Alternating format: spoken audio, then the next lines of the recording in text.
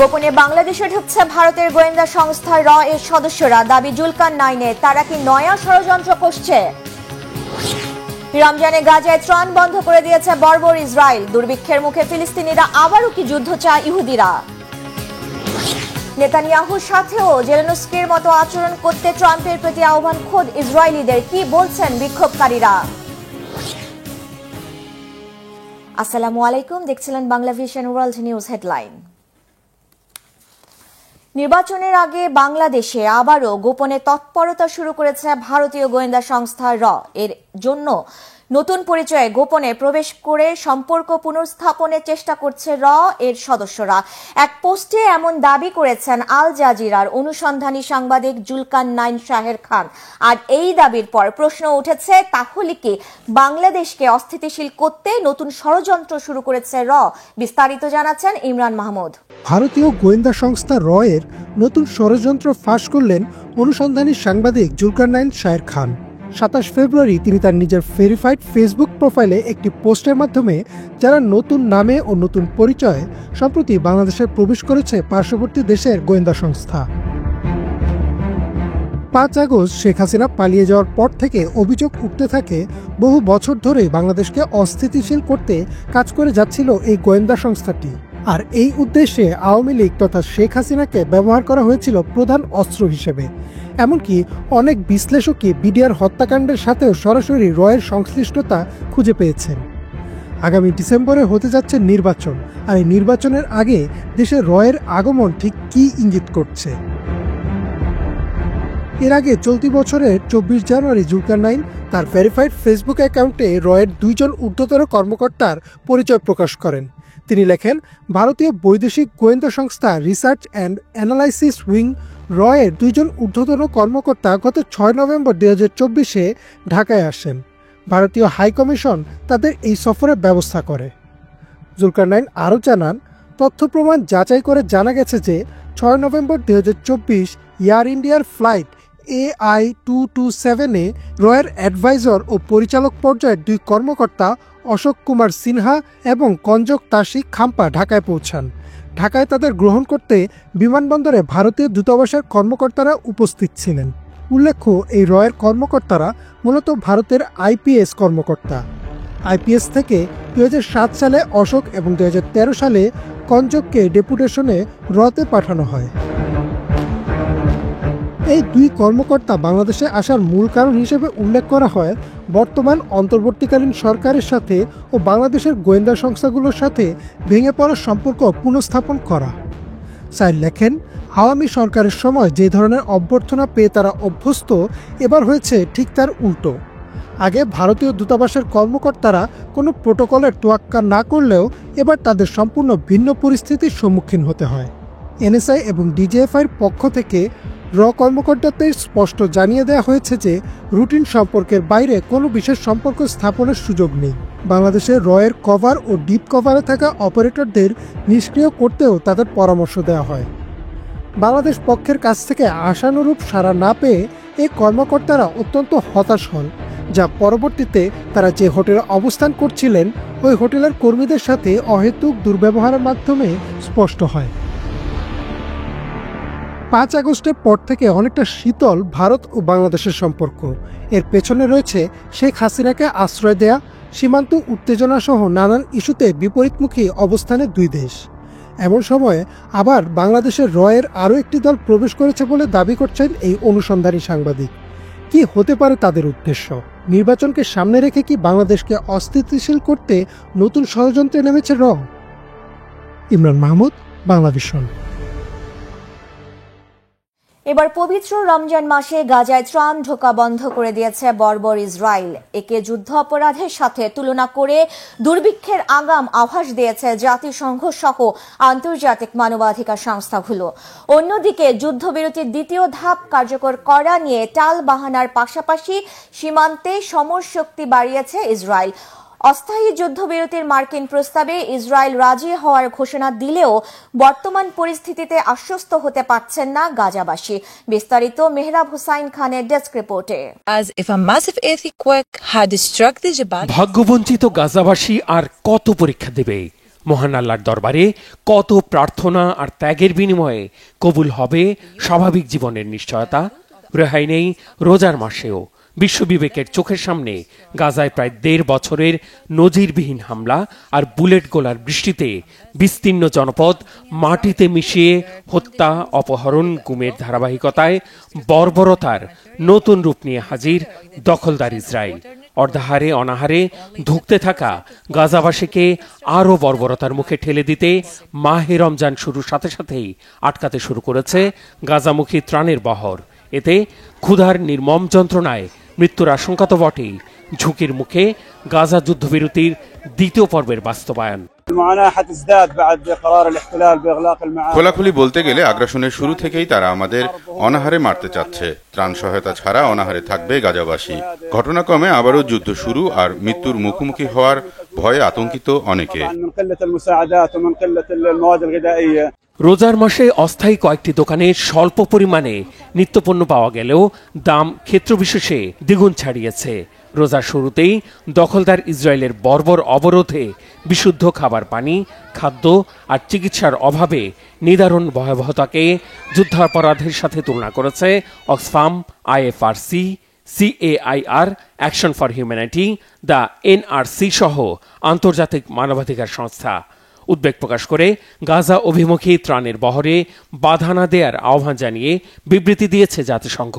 মিশরের রাফা সীমান্তে অবরুদ্ধ ত্রাণের লরির চালকরাও অভিযোগের আঙুল তুলেছেন ইসরায়েলি সেনাদের ওপর। কোনো কারণ ছাড়াই ভেতরে যেতে দিচ্ছে না। এসব খাদ্য সামগ্রী পরিবহন বন্ধের পেছনে যৌক্তিক কোনো কারণ দেখান। কেন এগুলো নিয়ে ভেতরে ঢুকতে দিচ্ছে না? বসনিয়া, হার্জেগোভিনা, সোমালিয়া ত্রাণ সামগ্রী নিয়ে গেছি, বাধা দেয়নি কেউ। গাজায় প্রথম ধাপে ৪২ দিনের যুদ্ধবিরতি শেষ হয়েছে ২ মার্চ। ত্রাণের বহর আটকে যুদ্ধবিরতির দ্বিতীয় পর্ব কার্যকরের প্রশ্নে টালবাহানা শুরু করেছে দখলদার ইসরায়েল। একে যুদ্ধবিরতি চুক্তির সুস্পষ্ট লঙ্ঘন বলছে ফিলিস্তিনের স্বাধীনতাকামী সংগঠন হামাস।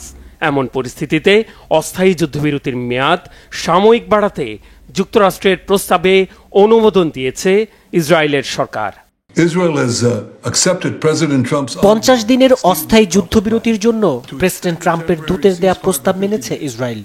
এই সময়ের মধ্যে স্থায়ী যুদ্ধবিরতি নিয়ে আলোচনা হবে। অস্থায়ী যুদ্ধবিরতি চলাকালে জিম্মিদের মধ্যে অর্ধেককে মুক্তি দেবে হামাস। এর মধ্যে লাশও থাকবে। বাকিদের মুক্তি নির্ভর করবে স্থায়ী যুদ্ধবিরতিতে একমত হওয়ার উপর। যুদ্ধবিরতি নিয়ে আলোচনার মধ্যেই গাজা সীমান্তে ট্যাঙ্ক সহ ভারী সাঁজোয়া যান নিয়ে তৎপরতা বেড়েছে ইসরায়েলি সেনাদের। এতে রোজার মাসেই নতুন করে আগ্রাসন আর বর্বর হত্যাযজ্ঞ শুরুর আশঙ্কা করছেন ভাগ্যবঞ্চিত ফিলিস্তিনিরা। যার ইঙ্গিত পাওয়া যাচ্ছে রোজার শুরুতে গাজার বেইত লাহিয়ায় ইন্দোনেশিয়ার একটি হাসপাতাল লক্ষ্য করে ইসরায়েলের গোলাবর্ষণ আর ৪ জন ফিলিস্তিনিকে হত্যার ঘটনায়। Mehrab Hussain Khan, Bangla Vision, news desk. এদিকে যুদ্ধের পক্ষে থাকায় সম্প্রতি হোয়াইট হাউসে ইউক্রেনের প্রেসিডেন্ট ভলোদিমির জেলেনস্কির সাথে যে ধরনের আচরণ করা হয়েছে, ইসরায়েলের প্রধানমন্ত্রী বেনয়ামিন নেতানিয়াহুর সাথেও একই আচরণ করতে মার্কিন প্রেসিডেন্ট ডোনাল্ড ট্রাম্পের প্রতি আহ্বান জানিয়েছেন ক্ষুব্ধ ইসরায়েলিরা। গাজায় যুদ্ধবিরতি ও জিম্মি মুক্তি নিয়ে আবারও রাজপথে নেমেছে হাজারো মানুষ।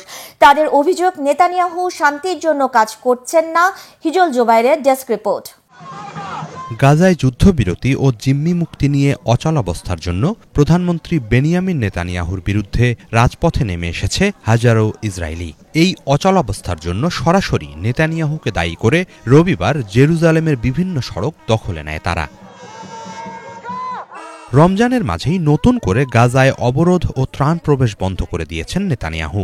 এরও বিরোধিতা করছেন বিক্ষোভকারীরা। পূর্ব ঘোষণা অনুসারে প্রথম ধাপের যুদ্ধবিরতির পর দ্বিতীয় ধাপের যুদ্ধবিরতি কার্যকরের পথে হাঁটবেন না বলে জানাচ্ছেন নেতানিয়াহু।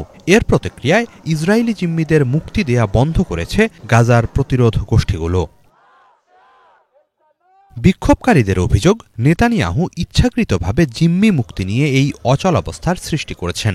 সব পূর্ব পরিকল্পনার অংশ, বলছেন জিম্মিদের আত্মীয় স্বজনরা।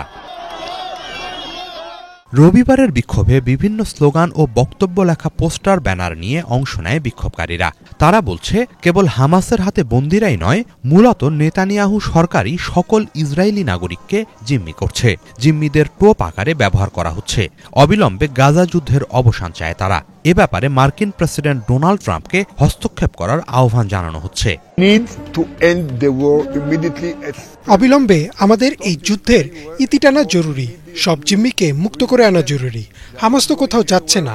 তাদের ব্যাপারে পরে যে কোনো সময় ব্যবস্থা নেওয়া যাবে। সবার আগে জিম্মিদের মুক্ত করে যুদ্ধ থামিয়ে সবার স্বাভাবিক জীবনে ফেরার বন্দোবস্ত করতে হবে। বিক্ষোভকারীদের অনেকেই বলছেন, যুদ্ধবাজ মানসিকতার নেতানিয়াহুর সাথে ট্রাম্পের এমন আচরণ করা উচিত সম্প্রতি হোয়াইট হাউসে ইউক্রেনের প্রেসিডেন্ট ভলোদিমির জেলেনস্কির সাথে যেই আচরণ করা হয়েছে। আমি প্রেসিডেন্ট ট্রাম্পের প্রতি আহ্বান জানাই, নিজের মানবিকতা দেখাতে নেতানিয়াহুর সাথে এমন আচরণ করুন জেলেনস্কির সাথে যেমনটা করেছেন। এছাড়া আর কোনো সমাধান নেই। নেতানিয়াহু শান্তি চান না। Prime minister Bibi Netanyahu like he did with Zelensky. অবিলম্বে যুদ্ধবিরতির দ্বিতীয় ধাপে প্রবেশে নেতানিয়াহুর প্রতি আহ্বান জানাচ্ছেন বিক্ষোভকারীরা। নেতানিয়াহু, যুদ্ধবিরতির প্রথম পর্ব দীর্ঘায়িত করার কোনো প্রয়োজন নেই। জরুরি ভিত্তিতে দ্বিতীয় ধাপ শুরু করুন।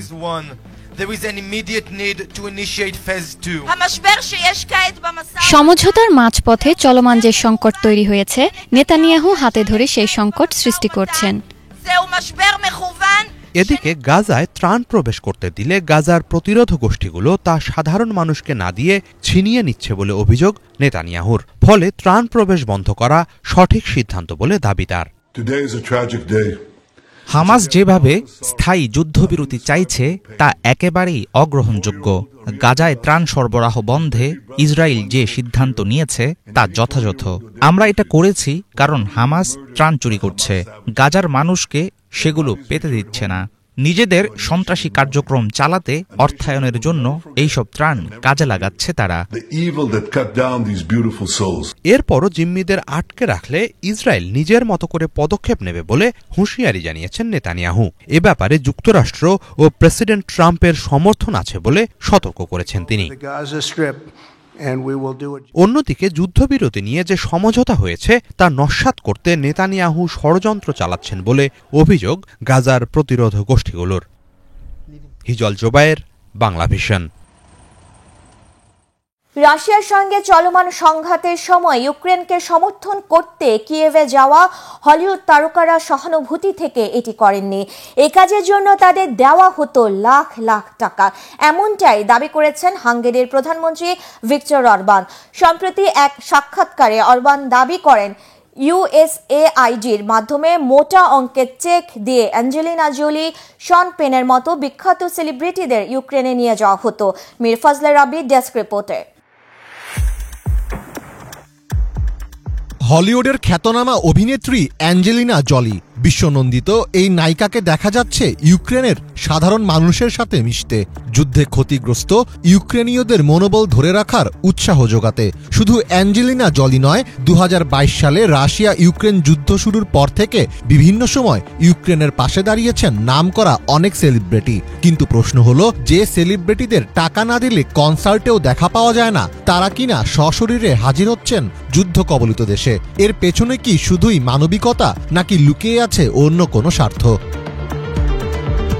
3 বছর আগে মস্কো ও কিয়েভের মধ্যে সংঘাত শুরুর পর থেকে এখন পর্যন্ত যেসব সেলিব্রিটিরা ইউক্রেনে গিয়েছেন, তাদের মধ্যে উল্লেখযোগ্য নামগুলো হলো Angelina Jolie, Sean Penn, Ben Stiller, Jessica Chastain, David Letterman এবং অরল্যান্ড ব্লুম। সামাজিক মাধ্যমে প্রকাশিত বিভিন্ন ছবি ও ভিডিওতে তাদের ইউক্রেনের পক্ষে কাজ করতে দেখা যায়। এরা ছাড়াও আরও অনেক তারকাকে ইউক্রেনের পক্ষে সাফাই গাইতে দেখা গেছে। তবে এসব সেলিব্রিটিরা হৃদয় থেকে বা ইউক্রেনীয়দের প্রতি সহানুভূতি থেকে তাদের পাশে দাঁড়াননি। ইউক্রেনের পক্ষ হয়ে প্রচারণার জন্য তাদের দেওয়া হতো মোটা অঙ্কের টাকা। সম্প্রতি এমনই এক বিস্ফোরক মন্তব্য করেছেন ইউরোপের দেশ হাঙ্গেরির প্রধানমন্ত্রী ভিক্টর অরবান। শনিবার এক সাক্ষাৎকারে অরবান দাবি করেন ইউক্রেনের পক্ষে মতামতের জন্য বড় বড় সেলিব্রিটি এবং চলচ্চিত্র তারকাদের টাকা দেওয়া হয়েছে, তারা ইউক্রেনীয়দের প্রতি সহানুভূতি থেকে এটি করেননি। ইউএসএআইডির মাধ্যমে মোটা অঙ্কের চেক দিয়ে তাদের ইউক্রেনে নিয়ে যাওয়া হতো বলেও দাবি করেন তিনি। গত মাসের গোড়ার দিকে সোশ্যাল মিডিয়ায় ফাঁস হওয়া এক নথিতে দেখা গেছে অ্যাঞ্জেলিনা জলি 2022 সালের এপ্রিলে ইউক্রেনের লভিভ শহরে ভ্রমণের জন্য $20 মিলিয়ন পেয়েছেন। এছাড়া পেন, স্টিলার এবং ব্লুমকে যথাক্রমে $5 মিলিয়ন, $4 মিলিয়ন এবং $8 মিলিয়ন চেক লিখে দিয়েছে ইউএসএআইডি। যদিও স্টিলার এসব অভিযোগ প্রত্যাখ্যান করে বলেন এগুলো রুশ গণমাধ্যম থেকে আসা মিথ্যাচার। এছাড়া এএফপি ও রয়টার্স সহ বেশ কয়েকটি পশ্চিমা সংবাদ মাধ্যম বলছে তাদের ফ্যাক্ট চেকিং টিম জানতে পেরেছে তারকারা ইউএসএআইডির মাধ্যমে যে অর্থ পাচ্ছেন বলে দাবি করা হয়েছে তা একটি বানোয়াট ভিডিও থেকে এসেছে। যদিও ট্রাম্পের সুরের সাথে সুর মিলিয়ে অরবান ইউএসএআইডিকে জড়িয়ে এমন মন্তব্য করেছেন বলে মনে করছেন অনেকে, কেননা হাঙ্গেরির এই ডানপন্থী নেতা ট্রাম্প ঘনিষ্ঠ হিসেবেই সুপরিচিত। ডোনাল্ড ট্রাম্পের শপথ গ্রহণ অনুষ্ঠানে ইউরোপের অনেক প্রভাবশালী নেতাকে ছাপিয়ে আমন্ত্রণ পেয়েছিলেন এই অরবান। ক্ষমতা গ্রহণের পরপরই মার্কিন প্রেসিডেন্ট ডোনাল্ড ট্রাম্প ইউএসএআইডির বিরুদ্ধে ব্যাপক দুর্নীতি ও অদক্ষতার অভিযোগ এনে কঠোর অভিযান শুরু করেন। সংস্থাটির কর্মসূচির তদারকি মার্কিন পররাষ্ট্র দপ্তরের সরাসরি নিয়ন্ত্রণে হস্তান্তর করেন তিনি। ফলে ইউএসএআইডির বিরুদ্ধে আসা এসব অভিযোগ যদি সত্য প্রমাণিত হয় তাহলে সেটি হতে পারে সাম্প্রতিক সময়ে পশ্চিমা বিশ্বের ইতিহাসে সবচেয়ে বড় দুর্নীতি কেলেঙ্কারির ঘটনা। মীর ফজলে রাব্বি, বাংলা ভিশন। পবিত্র রমজান মাসকে কেন্দ্র করে বিশ্বের দেশে দেশে গড়ে উঠেছে বৈচিত্র্যময় আয়োজন। কোথাও সাহরির আগে কামান দাগানো, কোথাও ইফতারে ঐতিহ্যবাহী খাবারের সমারোহ, আর কোথাও রাতভর মসজিদে ইবাদতে মশগুল থাকার অপূর্ব দৃশ্য। ইসরায়েলি হামলায় ধ্বংসস্তূপে পরিণত হয়ে গেছে মসজিদুল আকসার ভূখণ্ড ফিলিস্তিনি। যুদ্ধবিরতি নিয়ে অনিশ্চয়তার মাঝেও রমজান পালনের চেষ্টা করেন এখানকার মুসলমানরা। দেশে দেশে রমজানের এবারের পর্বে ফিলিস্তিনি নিয়ে বিস্তারিত জানাচ্ছেন হাফিজুল ইসলাম। মহিমান্বিত মাস রমজানে সিয়াম সাধনায় মশগুল গোটা মুসলিম বিশ্ব। পৃথিবীর দেশে দেশে যখন চলছে মাহে রমজানের আয়োজন, তখন সীমাহীন দুর্ভোগে কাটছে ফিলিস্তিনিদের সময়। ইসরায়েলি হামলায় ধ্বংসস্তূপে পরিণত হয়েছে গোটা উপত্যকা। যুদ্ধবিরতি চললেও দুমুঠো খাবার নেই, পানি নেই, নেই মাথা গোজার ঠাঁই। স্বজন হারানোর বেদনা আর তীব্র সংকটকে সঙ্গী করেই শুরু হয়েছে তাদের সিয়াম সাধনা। একসাথে সারিবদ্ধ হয়ে এখানে চলে রোজার আয়োজন। আরবের প্রাচীনতম একটি ভূখণ্ড ফিলিস্তিন। অসংখ্য নবী রাসূলের স্মৃতিবিজড়িত এই ভূমিতে বাস করা মুসলমানদের জীবনযাত্রায় রয়েছে রমজান পালনের নিজস্ব সংস্কৃতি। মাহে রমজানকে স্বাগত জানাতে বাহারি ফানুসে বর্ণিল হয় ফিলিস্তিনের আকাশ। রমজানে নিজেদের ঐতিহ্যবাহী খাবার তৈরি করতে পছন্দ করেন ফিলিস্তিনিরা। অঞ্চল ভেদে দেশজুড়ে রান্না হয় ভিন্ন ভিন্ন খাবারের মেনু। মাকলুবা, সুমাগিয়া এবং মাফতাউল নামের বিশেষ খাবার দিয়ে ইফতার করেন গাজার জনগণ। মুসাখান ও মানসাফ নামের খাবারের জন্য বিখ্যাত পশ্চিম তীর। ফিলিস্তিন জুড়ে রয়েছে ইফতারে আচার এবং সালাদ খাওয়ার রেওয়াজ। পুরনো জেরুজালেমের জনপ্রিয় জুস তামারিন। এখানকার ইফতারে এই পানীয়র বেশ কদর। সেহরিতে পনির ও দই জাতীয় খাবার খান স্থানীয়রা। গাজার ফিলিস্তিনিদের মধ্যে ইফতারের একটি জনপ্রিয় খাবার হুম্মা। এবারের রোজায় হয়তো সবার কপালে জুটবে না ঐতিহ্যবাহী এমন সব খাবার। আল আকসা মসজিদের পাশে রয়েছে বিশাল একটি বাজার। প্রাচীন শহর জেরুজালেমের অন্যতম আকর্ষণীয় বাজারটি এখন আর আগের মতো নেই। এখানকার বিভিন্ন দোকানে বিক্রি হয় নানা রকম ফল, জুস সহ ইফতারের প্রচলিত বহু খাবার আইটেম। রমজান মাসকে কেন্দ্র করে বেড়ে যায় জায়নামাজ, তসবিহ সহ প্রার্থনার বিভিন্ন সামগ্রীর বেচাকেনা।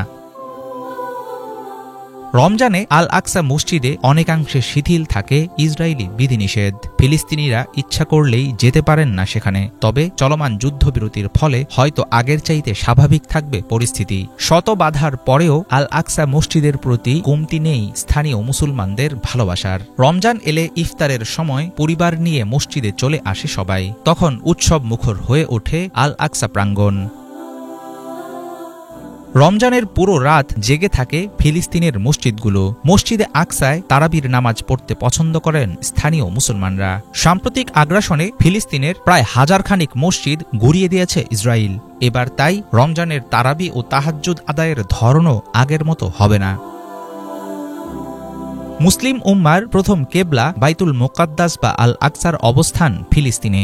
বহুদিন থেকে ইসরায়েলি দখলদারদের কারণে অবরুদ্ধ গাজাসহ অনেক অঞ্চল। ধ্বংস আর মৃত্যুর ভয় এখানে জীবনের অংশ।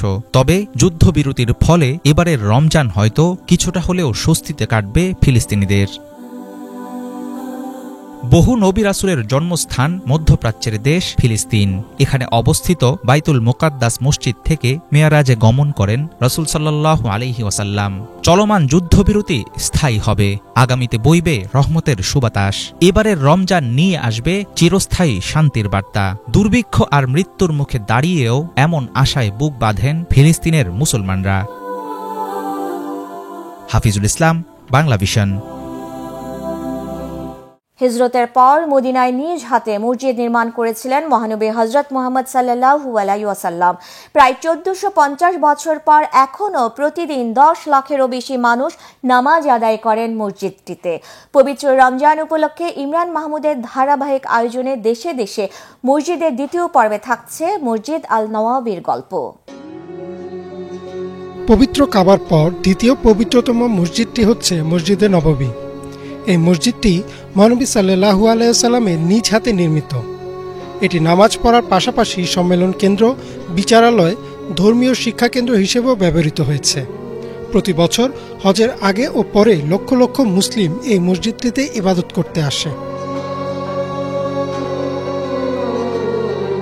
622 খ্রিস্টাব্দে মহানবী সাল্লাল্লাহু আলাইহি ওয়াসাল্লামের মক্কা থেকে মদিনায় হিজরতের পর এই মসজিদটি নির্মাণ করা হয়। মসজিদটি নির্মাণে মহানবী সাল্লাল্লাহু আলাইহি ওয়াসাল্লাম সরাসরি শারীরিক শ্রম দিয়েছিলেন। অর্থাৎ বলাই যায় যে এটি মহানবী সাল্লাল্লাহু আলাইহি ওয়াসাল্লামের নিজ হাতে নির্মিত মসজিদ।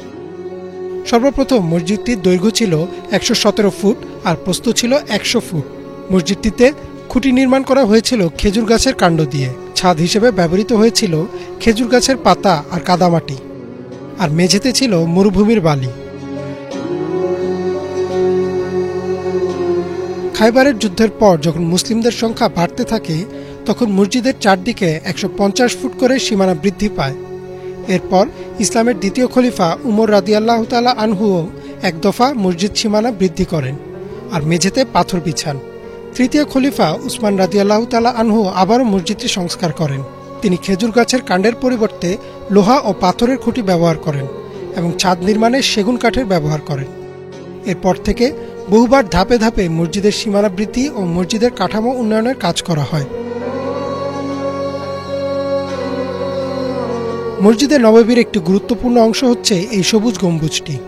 এই গম্বুজের নিচেই ছিল মহানবী সাল্লাল্লাহু আলাইহি ওয়াসাল্লামের বাসা, আর বর্তমানে এখানেই রয়েছে তার রওজা মোবারক। মহানবী সাল্লাল্লাহু আলাইহি ওয়াসাল্লামের পাশেই তার দুই ঘনিষ্ঠ সহচর হযরত আবু বকর ও হযরত উমর রাদিয়াল্লাহু তাআলা আনহুর সমাধিও রয়েছে। মহানবী সাল্লাল্লাহু আলাইহি ওয়াসাল্লামের রওজার পাশে এখন একটি কবর খালি রয়েছে। মুসলিমদের বিশ্বাস মতে হযরত ঈসা আলাইহিস সালাম পৃথিবীতে ফিরে এসে যখন মৃত্যুবরণ করবেন তখন তাকে এই স্থানেই কবর দেওয়া হবে। বর্তমানে মসজিদে নববী তার প্রথম অবস্থার চেয়ে প্রায় 100 গুণ বড়। এর ধারণ ক্ষমতা 6 লক্ষ। তবে হজের সময় 10 লক্ষেরও বেশি মানুষ এই মসজিদ প্রাঙ্গণে অবস্থান করেন। অতীতে এই মসজিদ ছিল ইসলামিক জ্ঞান চর্চার প্রধান কেন্দ্র। সবসময় আসহাবে মুফা নামের একদল সাহাবী মসজিদে অবস্থান করতেন। তারা ইসলামী জ্ঞান অর্জনের জন্য নিজেদের সব উৎসর্গ করে দেন এবং পরবর্তীতে হাদিসের এক বিরাট অংশ তাদের কাছ থেকেই সংগ্রহ করা হয়।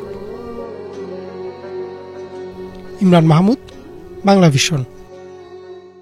বিনোদন জগতের অন্যতম সেরা অনুষ্ঠান অস্কারের 97তম আসরে এবার 5টি ক্যাটাগরিতে পুরস্কার জিতে রেকর্ড গড়েছে শন বেকার পরিচালিত আনোরা চলচ্চিত্রটি। সিনেমাটিতে সেরা অভিনেত্রী পুরস্কার জেতেন 25 বছর বয়সী মাইকি ম্যাডিসন। দ্য ব্রুটালিস্ট সিনেমার জন্য সেরা অভিনেতার পুরস্কার জেতেন আমেরিকান অভিনেতা অ্যাড্রিয়ান ব্রোডি। সেরা তথ্যচিত্রের জন্য পুরস্কার জিতেছে ফিলিস্তিনি তথ্যচিত্র নোয়া দ্য ল্যান্ড। শহীদ আরাফাতের ডেস্ক রিপোর্টে বিস্তারিত। সময় সোমবার ভোর 5টা।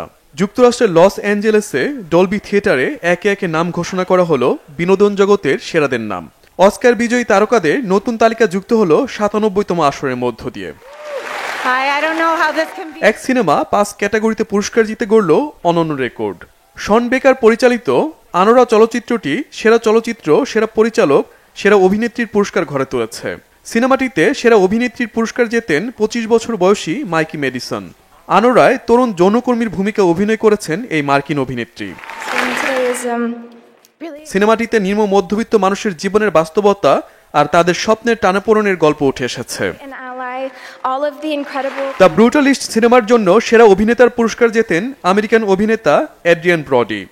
দীর্ঘ ২২ বছর পর দ্বিতীয়বারের মতো অস্কার পুরস্কার উঠেছে এই অভিনেতার হাতে। এদিকে চলতি বছর একই সিনেমার জন্য গোল্ডেন গ্লোবেও সেরা অভিনেতা হয়েছেন তিনি। এছাড়া এ রিয়াল পেইন সিনেমার জন্য সেরা পার্শ্ব অভিনেতার পুরস্কার জিতেছেন আমেরিকান অভিনেতা কিয়েরান কালকিন। এমিলিয়া প্যারিস সিনেমায় অভিনয় করে সেরা পার্শ্ব অভিনেত্রীর পুরস্কার ঘরে তুলেছেন জো সালদানা। সেরা আন্তর্জাতিক চলচ্চিত্র পুরস্কার পেয়েছে Brazilian cinema I am still here. সেরা তথ্যচিত্রের জন্য পুরস্কার জিতেছে ফিলিস্তিনি তথ্যচিত্র no other land. Shahid Arafat, Bangla Vision news desk. এই ছিল আজকের মতো, সাথে থাকায় ধন্যবাদ।